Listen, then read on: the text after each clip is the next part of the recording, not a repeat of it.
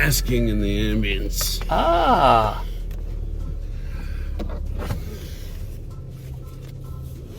Good morning, YouTube. Boy.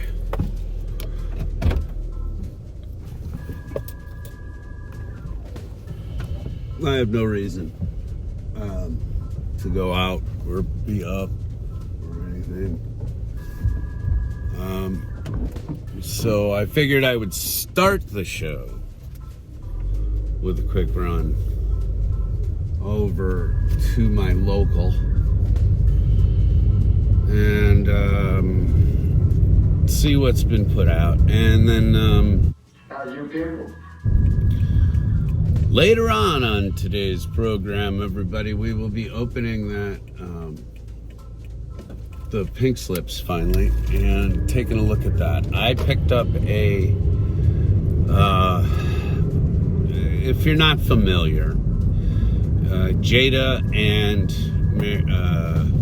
Majorette, which are two die-cast makers, decided to collaborate on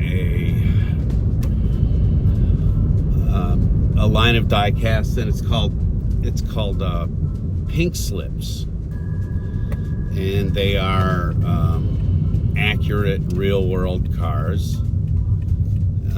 Sort of in the style of Majorette. They're kind of in that same scale, that weird, whatever kind of scale it might be. And they come with a collector's box, which I like, because it makes for easier storage of the car. But excuse me. Anyway, let's go take a quick run through the toy aisle, and then I've got stuff to show you at home. But I like to start the show off with a little hustle through an aisle or so, something. You know, it's kind of a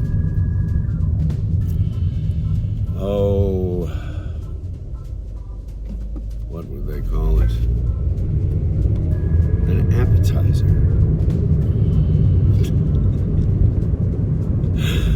Oh, the thought that anything that I do is about appetite at all. Anyway, oh look, here comes an edit.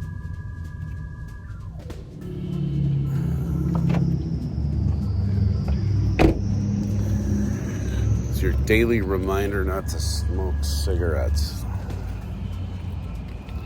It's the dumbest thing I've ever done. And coming from me, a guy who's done an awful lot of dumb, that's saying something.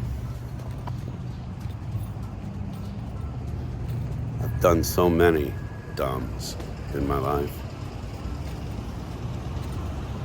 This is arguably one of them.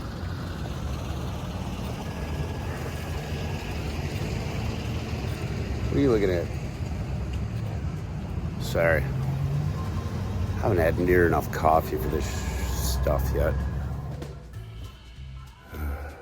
Starting off with Phil Collins this morning. Ugh.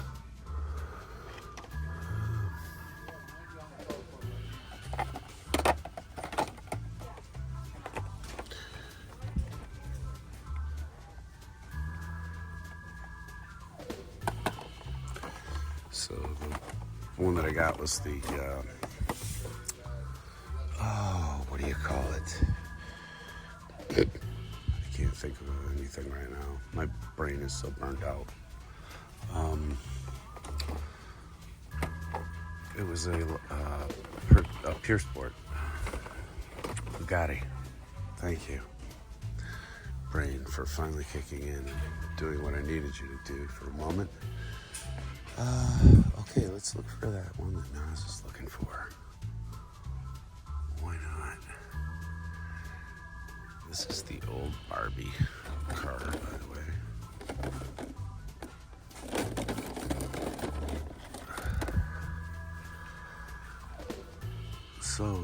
was looking for a Hot Wheel monster truck version of the Fast and the Furious car, an NSX or something, maybe. I don't know.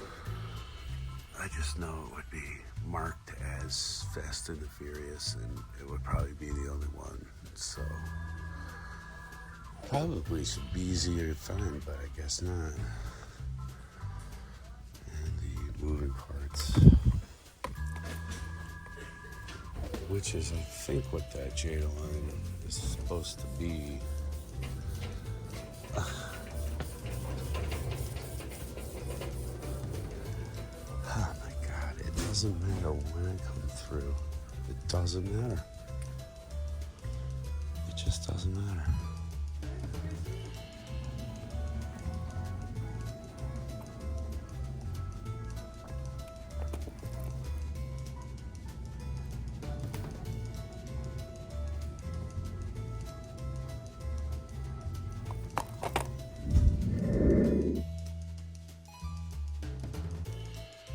This is terrible framing.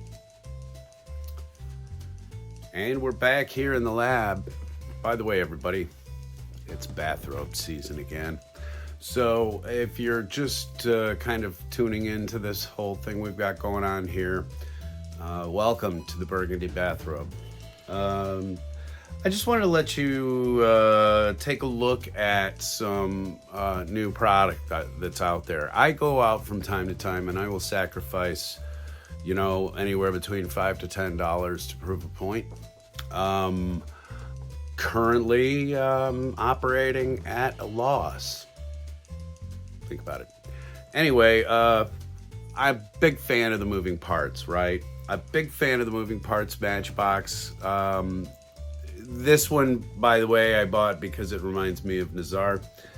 But that's not what we're talking about here today. We're not talking about those. But it kind of deals with a similar thing. Sometimes those moving parts, they're to a scale and other times not. And you can scour the packaging on that fire engine, the hook and ladder system there that I picked up. But I defy you to find anything relating to an actual scale.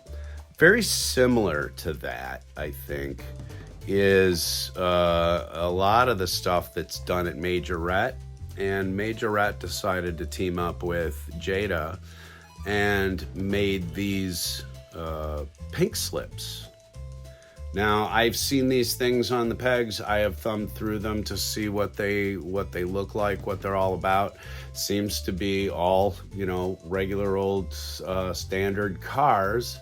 But again, I don't think this is to any exact scale but their own, which could be a sticking point for you as a collector. Maybe it's not. I've never opened a Majorette. I think that they're cheap looking and cheap feeling, but this has got a little bit of weight to it, so I'm going to open this up and let's take a look at it, okay? Yeah, I guess I gotta find a clean surface now.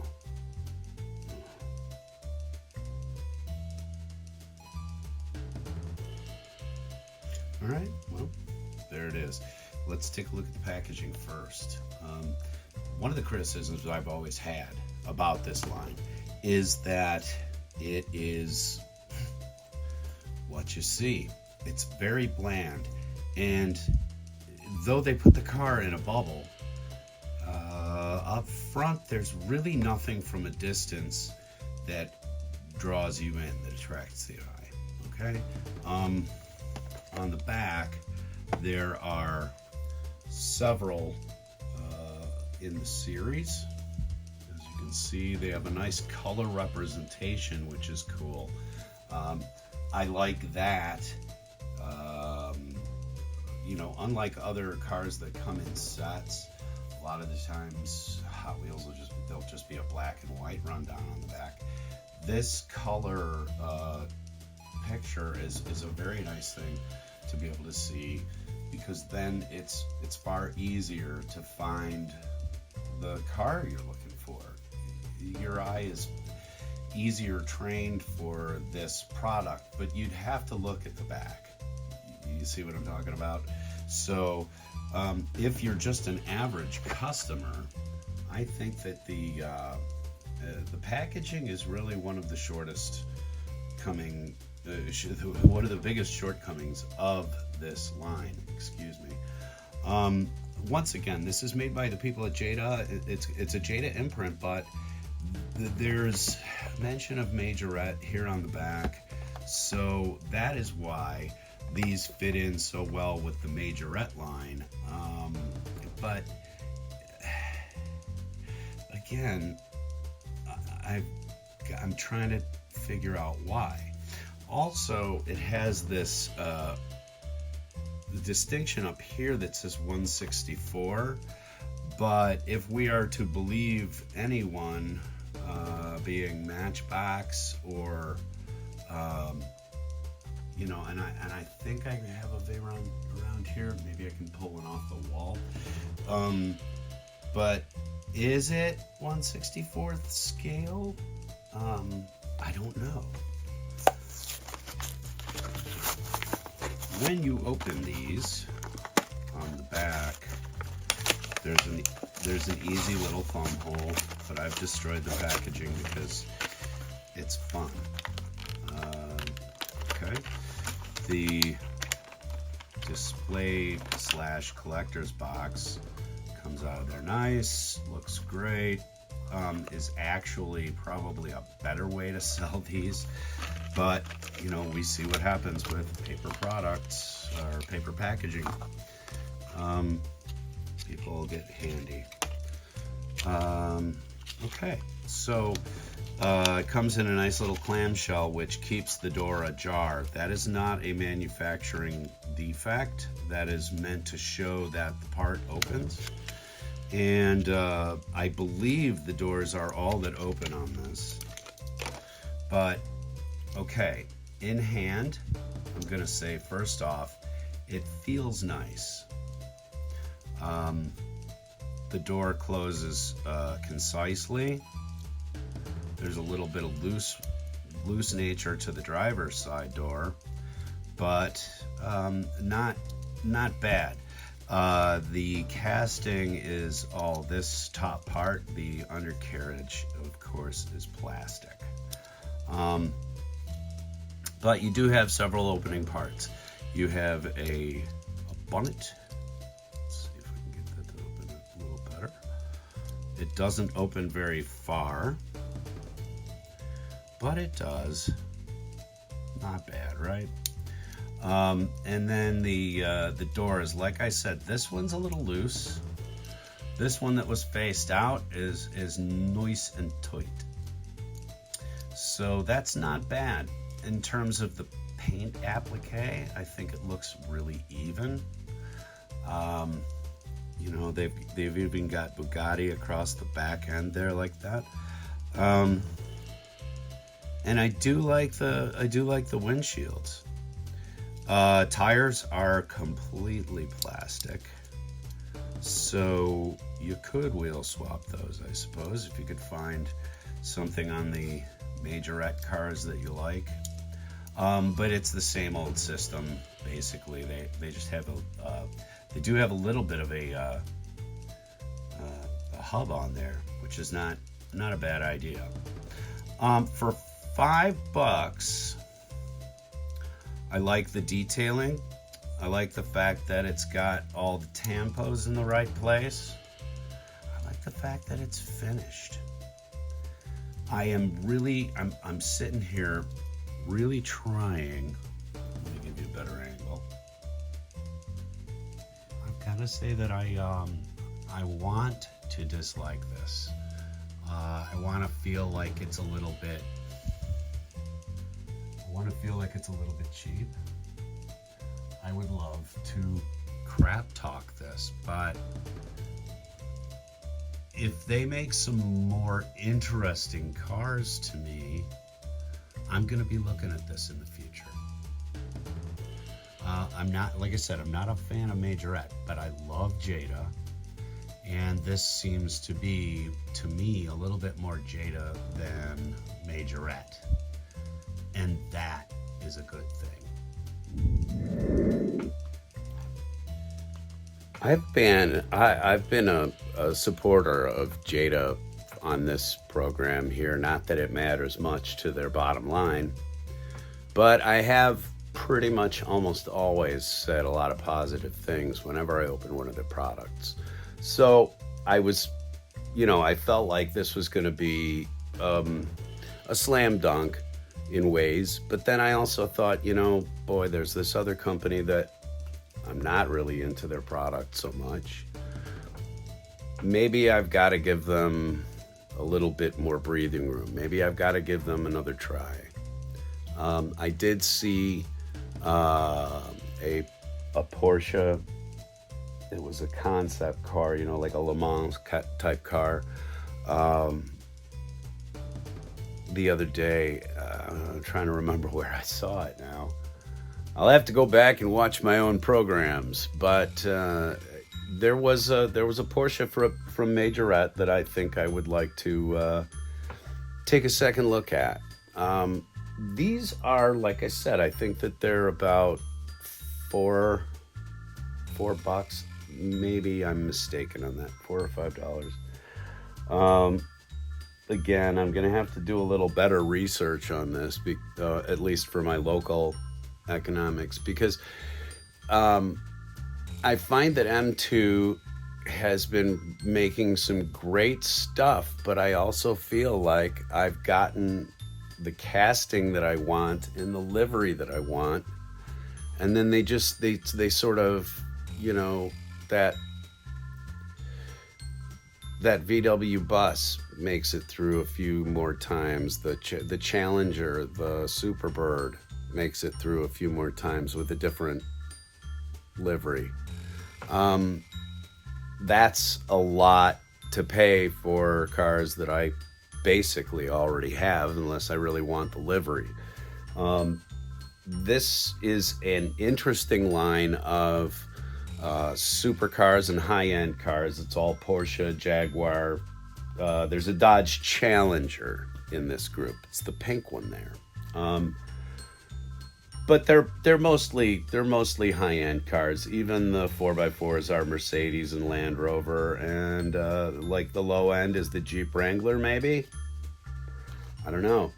And I would like to maybe see this the 911. I'd like to maybe take a second look at that. When you're looking for stuff to collect, to fill that niche in your life, of being able to find something, hunt it down, and make the kill. Sorry.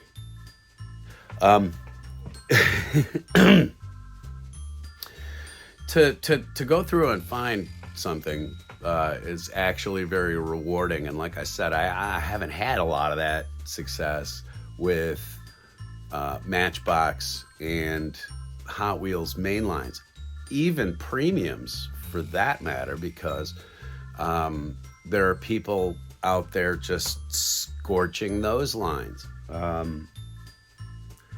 An interesting thing I saw too this morning was on Nazar's new video, where he went through and he found a pallet, and the Hot Wheels case was already open, and he's like, oh yeah, and look, somebody's definitely gone through this. There, you could see like 2 or 3 cars were gone from the lines, and it turns out, like, the manager said, why are those boxes open before they're even getting out onto the floor, to his subordinate, who had no good explanation for it. So hopefully, if people are cracking cases in the back room and or allowing people into the back room to crack cases, I'd love to see that stop, and all of the other crap, but it's not gonna.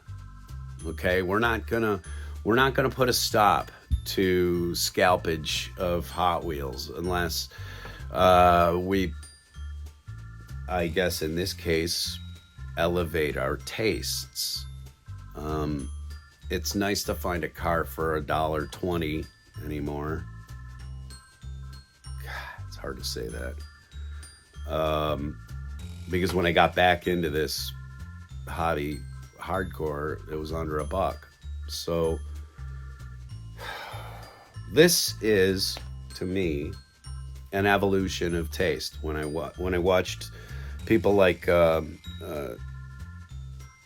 first one, 17, with Andre, when they would look at cars that were in the premium lines or in the in like different makers like M2, I would sit there and go, oh, I don't know if I really, if I want to spend that much. But now it doesn't really matter. You're paying $3, $4 for a moving part Matchbox. You're paying, you might as well get some competition in there, and you might as well find some other stuff, because mainline hunting can be incredibly frustrating, to the point where I don't do it anymore. I hunt down various movie and television cars, like James Bond cars and things of that nature in main lines, or Batmobiles. Everybody knows my Batmobile addiction, and if you're just getting to us, I have a Batmobile addiction. It's I agree with some of the sentiments that are being talked about out there on various people's shows. Being a collector anymore, it's even difficult enough to compete with fellow hunters. It's another entirely to go out there and try to find stuff that people are flipping and making a bunch of money at, because they're gonna start to try to find inroads. I've made the acquaintance of a person that works at my Target up north here, and out of absolute responsibility, I have kept this person off camera. I have kept the details of their life and what they do for the corporation specifically out of my show, because that part of the world is no business. But I have also not bothered this person and said, hey, when are the restocks coming? I don't feel like that's fun. I don't feel like that's playing the game anymore. So if I do come across a treasure hunt and I actually know which one I'm looking for at the time, or if I do ever come across a super, it's going to feel really great, but I'm not looking for it. I can't. Ugh. Anyway, enough of my soapboxing. I apologize, but my sister likes to watch the shows where I do a lot of talking, so this one is dedicated to my sister, Paige. I love you, sister of mine. I'll call you soon. Anyway, folks, if you like what you've seen here, please remember to like and share. And if you can, please hit the subscribe button. It doesn't cost you anything, and it does wonderful things for those of us who are creators. So I don't say that just for myself. I say that for everybody on YouTube whose content you enjoy. Throw them a subscribe. It helps to support their channel. And when they reach certain numbers, like a video game, certain other aspects of YouTube unlock, like music libraries and things like that. So if you're tired of hearing Mark Mothersbaugh's song that I put behind me all the time, yes, this was done by a founding member, an amazing composer from Devo. What you're listening to, over and and over and over again. So, if you'd like to give us new tools and music beds and fun things to work with, just hit the subscribe button. You're not contributing to death squads. You're just telling me I'm doing okay and kicking me in the ass to go a little bit further next time. And speaking of next time, we'll have something completely different for you. So please remember, if you don't like the diecast stuff, stick around. There'll be action figures. If you don't like the action figure stuff, there'll be movies. And if there aren't movie reviews, then there'll be book reviews. And if there aren't book reviews, then we'll talk about comic books. And if we don't talk about comic books, well, then we die. And you don't want that. Nobody wants that. So anyway, I'll see you tomorrow right here on Monkey Shine Lab. Thanks, folks. We know there's a lot of people creating content just like ours. So we appreciate you spending a little bit of your time in your life with us. Leave a comment. Talk to you tomorrow. Bye.